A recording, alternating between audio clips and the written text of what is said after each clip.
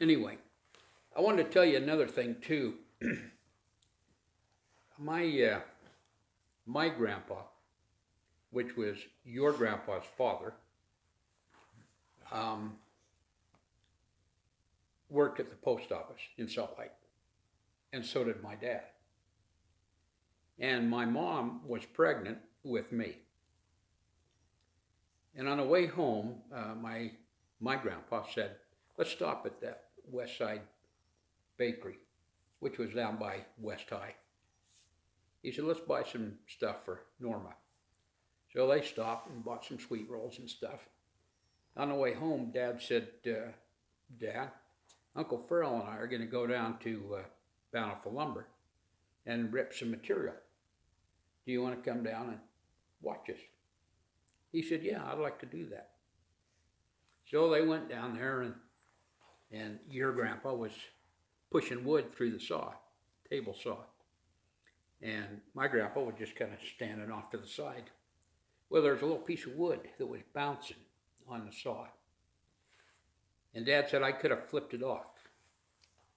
And a voice told me, "Flip that off, flip that off." All of a sudden, it vibrated over, hit the saw blade, and shot across there and hit my grandpa right in the chest. Now, I don't know if that thump stopped his heart. I don't know if it broke his aorta. I don't know. But Grandpa, your grandpa, ran over and held him as he died. So if you're ever downtown Bountiful Lumber's still there. They don't do what they used to. I think they still got sheds out back. And I was talking to a guy just the other day, and I told him that story. And he said, "My dad told me that story. My dad owned Bountiful Lumber." I said, "His name was Wayne?" He said, "Yeah, that was my dad." So anyway, he said, "You tell him that story just validates what he had told me." And he said, "There's two saws down there. And one of them is in a museum, and the other one is down there, and they're going to fix it all up." So anyway, that happened 1 month before I was born.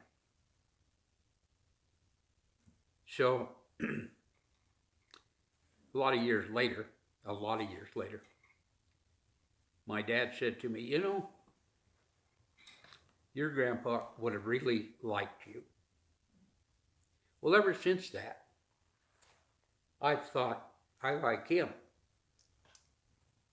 And I have felt somewhat of a close relationship, even though that he's not here on the earth. But I do believe that we can receive guidance from heavenly sources.